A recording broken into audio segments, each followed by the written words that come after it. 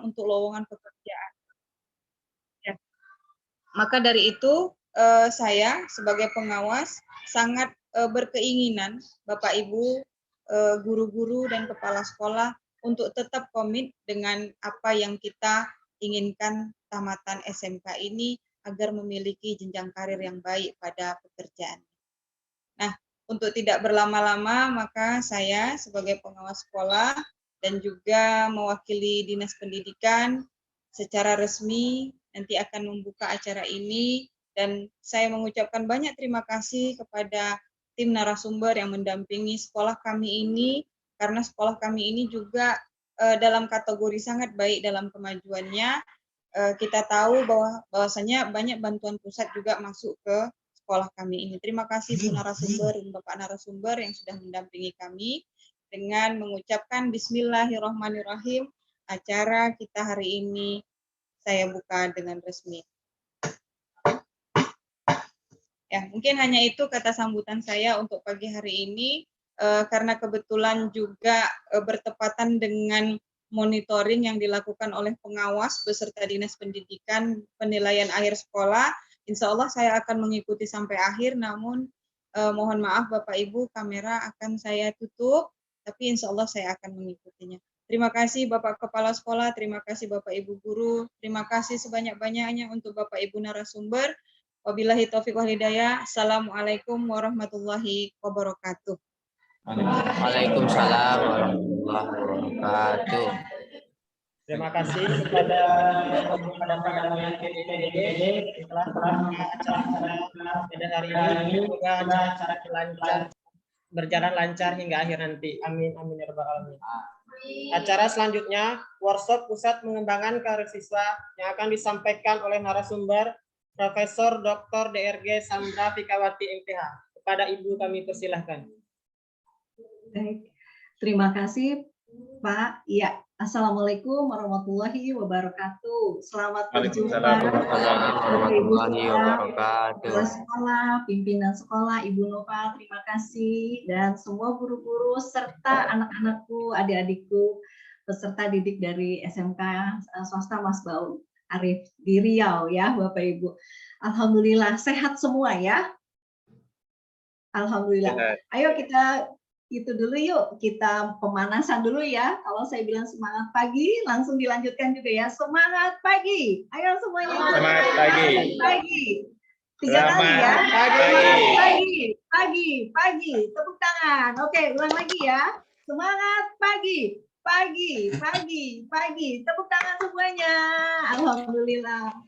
Baik, terima kasih banyak. Nah, Bapak Ibu sekalian, saya terbiasa untuk memulai setiap kegiatan harus sadar ya. Kita udah di sini belum? Sudah di tempat ini belum untuk memulai semua kegiatan? Bismillahirrahmanirrahim. Sebelum kita mulai, saya terbiasa untuk berdoa dulu ya. Baik, mari kita berdoa dulu sebelumnya supaya kita tetap sehat, dapat berkah dari Allah Subhanahu wa taala. Silakan berdoa, dimulai.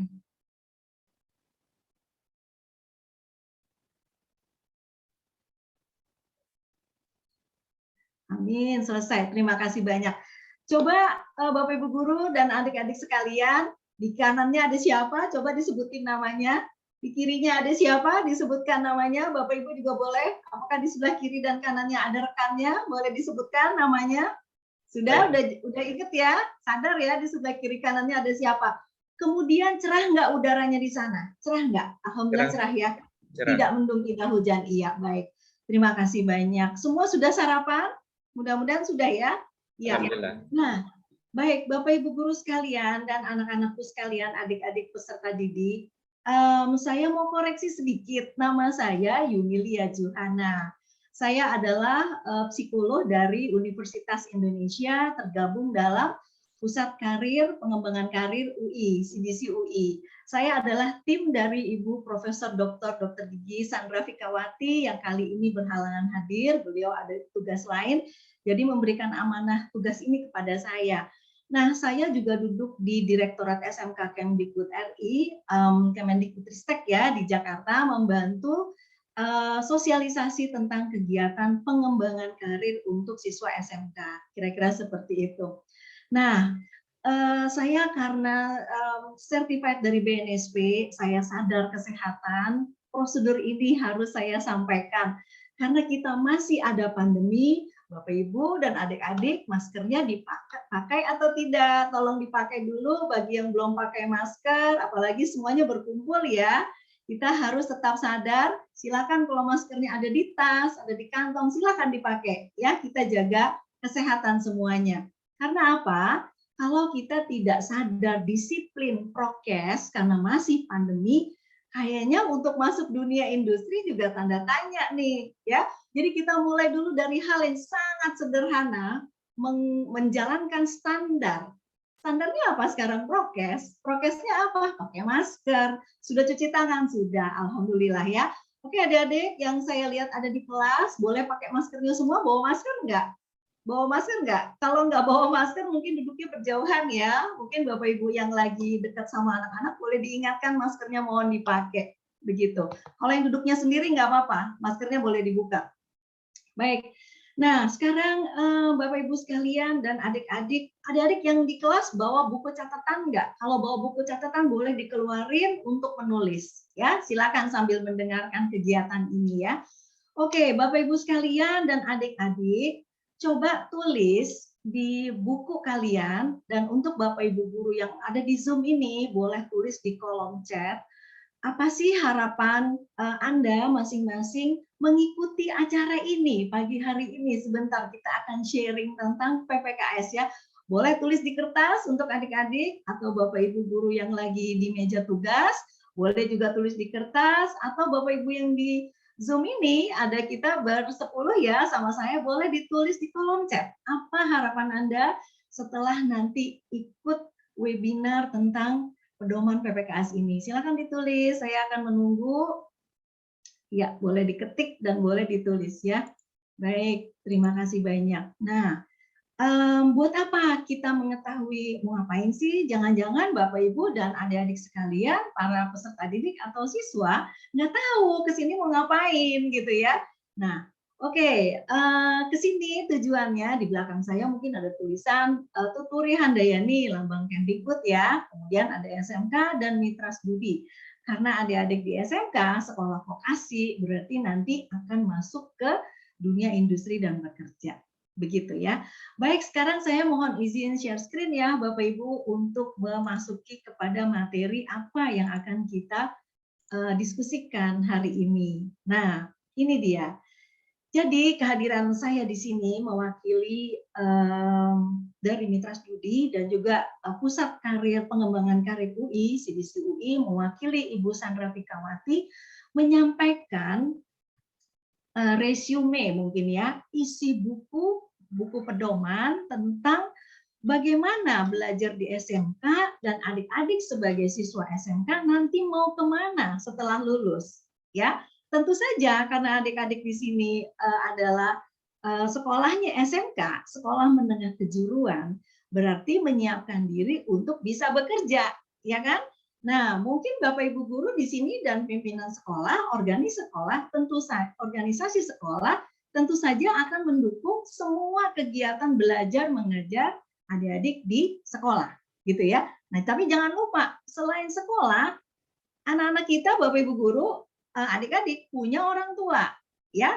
Jadi orang tua dengan sekolah di sini ada Bapak Ibu guru mulai dari kepala sekolah, guru-guru, guru BK, orang-orang di kantin, petugas sekolah, di TU, di perpustakaan, Bapak Ibu pramubakti, petugas keamanan, semua adalah pendidik di sekolah. Ya, jadi bukan Bapak Ibu guru yang masuk di kelas, guru-guru produktif atau guru BK saja, tidak. Ya, semua pendidik karena masuk dalam organisasi sekolah. Ketemu anak, ketemu siswa, ini adalah peserta didik saya dan harus dididik. Adik-adik juga begitu, meskipun siswa nggak ketemu guru atau siapapun yang mengajarkan di kelas, tapi ada orang lain yang di situ yang mendukung di sekolah. Jadi kalau ada pertanyaan yang tidak dimengerti, itu boleh tanya ke siapa aja, pasti akan dijawab dengan baik. Ya, jadi nggak mungkin tuh jawabannya berbeda. Di kelas saya ditanya, jawabannya begini. Saya bingung di luar, saya mau tanya sama Bapak Ibu yang ada di TU, jawabannya harus sama karena semua mendidik, gitu ya. Pulang ke rumah, Adik-adik juga sama, ketemu orang tua, jawabannya juga mendidik. Nah, jadi Bapak Ibu guru di sekolah, komunikasi dengan orang tua harus tetap disambung, ya, harus disambung. Kalau nggak ngerti, dikasih tahu. Kalau belum yakin, dipastikan apakah orang tua sudah paham. Nah, ini tugas kita di sekolah sebagai pendidik, Bapak Ibu ya. Baik. Nah, kemudian adanya pedoman ini gunanya adalah untuk menyiapkan adik-adik siap bekerja, seperti yang saya katakan tadi, ya. Nah, selama ini Bapak Ibu memiliki yang namanya BKK. Ya, sekarang BKK ini apa sih tugas, fungsi dan perannya? Tupoksinya apa? Fungsi dan peran lah ya, katakan. Fungsi dan peran ini adalah dia memastikan setiap peserta didik lulusan SMK itu akan memiliki kegiatan lanjutan. Ada 3 kegiatan lanjutan yang sekarang kita ketahui ya dari Kemdikbud itu apa? Bekerja, ya itu prioritas pertama. Kemudian yang kedua apa Bapak Ibu? Wirausaha. Ya, jadi bukan melanjutkan lagi, diganti sekarang wirausaha. Ketiga, ranking ketiga itu baru melanjutkan studi. Jadi ini urutan ya, order, ranking. Jadi kita harus menyiapkan, adik-adik sebagai siswa peserta didik harus menyiapkan lulus SMK saya harus bekerja atau wirausaha. Atau dua-duanya ini. Mungkin dua-duanya bisa dijadikan satu. Saya kerja apa? Saya bikin tentang kuliner Bu, singkong itu akan menjadi makanan yang sangat laku kalau dijual. Nah, itu dia bekerja dan menjadi wirausahawan. Bisa. Tapi saya mau sambil sekolah, boleh, silakan juga, nggak apa-apa. Yang penting kuat menjalankan semuanya. Tapi akan lebih baik ada prioritasnya. Ya, jadi lulus SMK itu harus pikirannya, orientasinya bekerja. Ya. Nah, sekarang untuk Bapak Ibu guru sebagai pendidik, saya mau tanya dulu dan tolong dijawab. Mau ditulis di kolom chat boleh atau di dalam hati saja boleh. Saya nggak bisa mendengar soalnya kita nggak tatap muka, sayang ya. Apakah Bapak Ibu kalau bingung sekarang nih di SMK mendidik dan mengajar, Bapak Ibu tanyanya ke siapa sih di luar sekolah? Ya, kalau di dalam sekolah belum mendapat jawaban, di luar sekolah tanyanya ke siapa? Ya, itu pertanyaan yang harus dijawab oleh masing-masing pendidik atau guru yang ada di sekolah. Saya tanyanya sama teman saya yang ngajar di SMA misalnya. Saya tanyanya sama teman saya yang ngajar di SMP. Bahkan ada yang tanya sama temennya yang ngajar di SD gitu. Ada juga sih yang nanya sama teman saya yang ada di SMK. Yang mana yang benar? Anda lah yang harus menjawab. Ini bukan penilaian benar salah ya Bapak Ibu, tapi SMA dengan SMK itu tidak sama. Ya, SMA dibentuk anak ini pendidikannya untuk mendalami sains. Makanya dia melanjutkan studi ke S1 sarjana atau S2 pasca sarjana dan seterusnya sampai doktoral. Itu SMA. Tapi kalau SMK nggak main setelah lulus, ya bekerja dan wirausaha itu duluan gitu. Tapi apakah nggak boleh Bu, anak-anak SMK ini kuliah? Boleh. Tapi kan model pendidikan kita di SMK itu model pendidikan akademis bekerja kejuruan atau vokasi. Jadi beda sama sekali dengan sekolah umum, beda dengan SMA, apalagi SMP, apalagi SD, nggak sama. Jadi hati-hati ya, Anda mendapatkan wawasan jawaban atas problem Anda sebagai pendidik di sekolah sekarang, belum mendapat jawaban atau bantuan solusi problem Anda dalam mendidik dari dalam sekolah, terus tanyanya keluar. Anda nggak sadar, Anda bertanya sama guru atau pendidik yang bukan SMK juga, gitu ya. Akan beda mindsetnya dan anak-anak akan terdampak itu, bingung dia pasti, ya. Nah itu peran BKK sekarang meluruskan kembali, gitu ya. Nah, karena BKK ini harus lebih komprehensif ya Bapak Ibu. Sebentar saya minum ya Bu, kok kayaknya agak selak.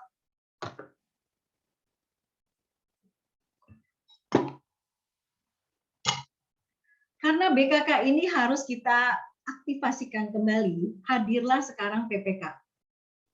Pusat Pedoman Karir.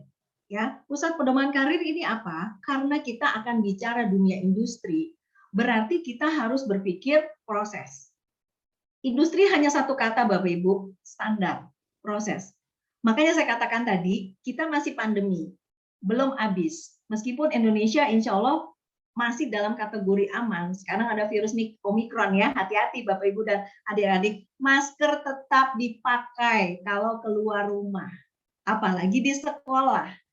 Ya, jadi tolong itu titik pertama, menanamkan pola pikir industri. Apa sih industri itu? Standar. Standar apa? Perilaku. Perilaku apa yang berpola? Kita latih dari sekarang, masih pandemi, prokes dulu. Ya, jadi kalau ini sudah dibiasakan, insya Allah kita akan berpikir input, proses, output. Nah, ini akan terus berlanjut di dunia industri.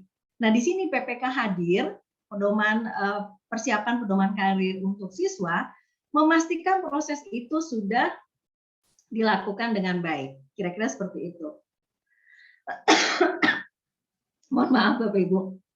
Nah, di sini juga udah ada surat Direktur Pembinaan SMK ya, bisa kita lihat. Jadi PPK ini sedang diproses, sudah menuju tahap akhir sekali. Mudah-mudahan akhir tahun ini sudah bisa Bapak Ibu terapkan atau di launching ya, meskipun soft launching sudah bisa mulai dipakai. Nah, kemudian BKK dilengkapi dengan konsep PPK itu sendiri, kita akan memastikan lulusan SMK itu harus banyak diserap oleh industri. Kalau misalnya bukan industri, tapi dia harus dipastikan bekerja, itu aja. Dia harus dipastikan produktif. Produktifnya itu apa? Bisa menghasilkan uang, bisa juga tidak. Tapi kan anak-anak ini dibekali dengan keterampilan, pengetahuan untuk bisa mencari nafkah atau produktif, begitu ya. Dia akan mendapatkan imbalan untuk dia bisa berlangsung hidup. Seperti itu. Nah, kemudian kita akan mendapatkan data dari tracer study. Tracer study ini apa? Bapak Ibu nanti dari lulusan dari SMK sekarang ini, kita bisa tahu anak-anak alumni kita ini kemana aja ya perginya, apa saja yang mereka kerjakan sekarang. Mereka sedang berada di mana, tugas-tugas yang dilakukan apa. Nah, itu dari tracer study akan sangat membantu. Bisa Bapak Ibu bisa melihat ke depan, kita akan mendidik anak dari kelas 10, kelas 11 dan kelas 12 itu nggak buta gitu. Jadi begitu anak ini masuk kelas 10, kita bisa membuat roadmap-nya. Roadmap-nya tuh peta karirnya, talent manajemennya, bahwa anak ini nanti akan masuk pekerjaan, mendapat pekerjaannya, melakukan produktivitas bekerjanya itu apa? Itu dari kelas 10 sudah bisa diprediksi dan dideteksi. Nah, sejauh itu PPKS ini akan membantu Bapak dan Ibu. Kira-kira seperti itu. Nah, kemudian dari mana datangnya ide untuk menyempurnakan peran BKK sehingga menjadi pedoman pusat pengembangan karir PPK ya? Datangnya itu dari berbagai pendapat yang CDC UI dengan Mitra Studi itu mengemasnya dalam bentuk diskusi kelompok yang dinamakan dengan FGD. Dari situ terdapatlah output, ternyata apa yang sudah diperoleh selama ini dari lulusan SMK, mereka belum banyak mendapatkan pola pikir yang fokus begitu ya Bapak Ibu ya. Jati diri yang benar-benar profil itu profil pendidikan akademis vokasi. Pendidikan akademis untuk siap bekerja. Begitu. Nah, itu kayaknya belum satu tuh pemikiran, ya peserta didik, ya orang tua, ya guru, ya sekolah SMK-nya. Nah, ini jadi masih jalan sendiri-sendiri gitu. Mungkin ini masih asumsi, mungkin ada penelitiannya. Kenapa anak-anak lulus SMK itu maunya kuliah? Kenapa anak-anak SMK ini total pindah jurusan, gitu ya? Nah, ini yang akan menjadi hal yang paling mendasar, kita ulang lagi, tata ulang lagi semuanya. Supaya semua berjalan konsisten, berkesinambungan secara berbanding lurus gitu. Dia masuk kelas 10, kemudian kita berikan pendidikan 3 tahun plus magang atau praktek kerja lapangannya, PKL-nya, sehingga diprediksi begitu lulus dia akan melakukan apa? Bekerjanya di mana? Bagaimana dia sudah menyiapkan diri di sini? Gitu. Nah, itu kan yang diharapkan oleh PPK. Nah, jadi siapa waktu itu yang melakukan FGD? Itu ada guru, peserta didik atau kepala sekolah, kemudian ada alumni, ada dari pihak dunia usaha, dunia industri ya, industri-industri perusahaan-perusahaan atau lembaga-lembaga produksi, kemudian ada pusat karir dari SMK itu sendiri, dari BKK dan dari pusat pengembangan karir di perguruan tinggi. Nah, kemudian hasil FGD itu adalah sekarang berarti BKK harus meningkatkan, mengimprove ya, terdapatlah feedback atau umpan balik. BKK harus melakukan perannya lebih clear, perannya lebih jelas. Apa yang dimaksud dengan peran lebih jelas itu? BKK harus bisa dijalankan dengan konsep PPK. Ya, mungkin sekarang BKK itu hanya sebagai unit operasional saja, tapi konsepnya konsep pengembangan karir peserta didik PPKS ini, gitu ya. Nah, itu akan lebih meluas lagi, lebih lengkap lagi, lebih komprehensif lagi. Nah, apa yang harus dipenuhi? Di sini ada terlihat. Ternyata dunia industri atau dunia bekerja di luar sana setelah tahu ada siswa lulusan dari SMK itu membutuhkan prasyarat, ya, bukan syarat tapi sebelum syarat, jadi prasyarat namanya. Nah, prasyarat itu sendiri bisa dipenuhi di sekolah saat ini di SMK. Apa saja prasyarat tersebut? Ada kemampuan hard skill dan soft skill. Di sini memastikan semua peserta didik sudah memenuhi 3 hal sebenarnya Bapak Ibu. Knowledge, pengetahuannya, dia tahu apa yang harus dia lakukan.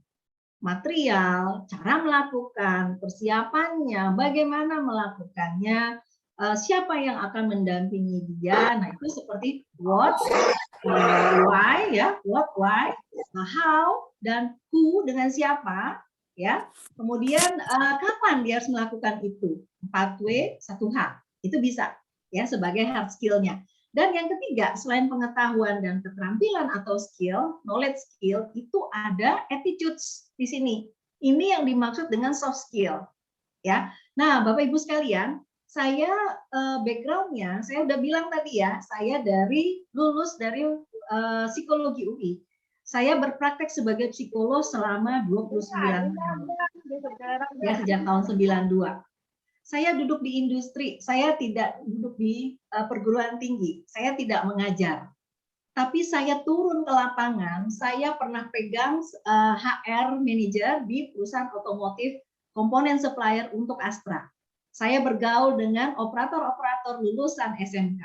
Ya, kemudian saya pernah menangani kecelakaan kerja di perusahaan kontraktor tambang terbesar Indonesia, Palma Persada, di site Kalimantan dan ya, Kalimantan yang baru saya tangani. Ya, kenapa kecelakaan kerja itu tinggi? Saya naikkan safety-nya. Semua perilaku kerja larinya bermasalah di attitudes. Jadi sekarang Bapak Ibu lulusan SMK terus terang itu lebih unggul daripada anak-anak lulusan S1 karena saya duduk nih melakukan rekrutmen dan seleksi untuk mereka, gitu ya. Saya melakukan seleksi dan rekrutmen untuk mereka itu ngapain? Saya bandingkan siapa yang lebih tepat, bukan pintar, bukan siapa yang lebih tepat, ya. Ternyata dunia industri itu mencari orang yang benar, bukan orang yang pintar, ya. Berarti kalau kita cari orang yang benar, kita bicara integritas. Di sini integritas itu disiapkan melalui soft skill atau attitudes-nya, ya. Apa sih attitude itu? Nanti kita bahas sedikit di dalam. Masih ada kesempatan, ya. Nah, jadi Bapak Ibu, anak-anak ini pintar, anak-anak ini mampu bekerja, tapi sikapnya bagaimana? Belum lagi perilaku bully di dalam sekolah itu juga tidak sedikit, benar nggak? Ya, ucapan-ucapan kita, perilaku-perilaku kita sebagai pendidik, atau mungkin dari rumah, dari keluarga, ya. Ada nggak bullying di situ yang membuat anak-anak ini tertular gitu. Jadi anak-anak melakukan perilaku bully ini bukan hanya memang dia pengen ngebully, bukan. Mungkin dia mencontoh, ya, melihat ada orang yang pernah begitu, atau dia sendiri pun korban bullying, nggak tahu dari mana. Itu yang harus kita telusuri lagi. Ini pengaruh ke attitude-nya, ini pengaruh ke soft skill-nya, seperti itu. Oke? Nah, jadi itulah gunanya PPKS ini berguna untuk memberikan pedoman untuk sekolah dalam bentuk buku tentu saja yang bisa langsung dipakai sebagai panduan Bapak Ibu di sekolah sebagai pendidik itu peran dan fungsinya ngapain. Kalau mungkin kemarin bicaranya BKK, itu langsung ngomongnya guru BK yang ngejalanin, bukan. Ya, porsinya kita nggak terpecah-pecah gitu loh Bapak Ibu. Karena gini, SMK itu adalah planet miniatur dari dunia industri sesungguhnya. Jadi sama sekali beda dengan sekolah umum. Memang ada kurikulum dari resmi sebagai kurikulum yang ada apa namanya dari undang-undang ya Kemendikbud, Sisdiknas juga ada, tapi mindset itu harus mindset menyiapkan dunia kerja, dunia industri. Ya, jadi buatlah sekolah kita ini, sekolah Bapak Ibu, sebagai miniatur simulasi industri yang akan mereka masuki nanti. Boleh pakai seragam, nggak apa-apa, seperti sekolah SMA, sekolah umum lainnya. Tapi isi pikiran dan perilaku itu nggak boleh sama. Apalagi sudah masuk di dalam sekolah. Dari pagi jam belajar, jam 7.30 sampai pulang selesai siang atau sore. Nggak boleh sama dengan siswa SMA atau sekolah umum. Nah itu dulu yang harus dipastikan. Supaya mereka selalu sadar bahwa saya ini akan siap kerja. Kelas 11 aja, kelas 12 aja udah PKL kan. Nah, jadi kan dia harus siap keluar gitu. Jangan sampai dia cuma tahu knowledge, pengetahuan, tapi di luar nggak tahu mesti ngapain, sikapnya gimana, cara bicara bagaimana, cara melayani bagaimana, cara kerja standar bagaimana, itu cuma teori gitu, nggak bisa gitu ya. Memang ada praktek Bapak Ibu memberikan, tapi masuk nggak ke mereka. Nah ini yang akan kita bongkar gitu ya. Jadi tugas untuk menyiapkan siswa ini, anak-anak ini bukan hanya guru BK, tapi dari mulai pimpinan sekolah sampai pelaksana operasional tingkat dasar itu harus menjadi satu, gitu. Jadi kalau ada siswa bermasalah di attitude, kirim ke guru BK, tidak, bukan.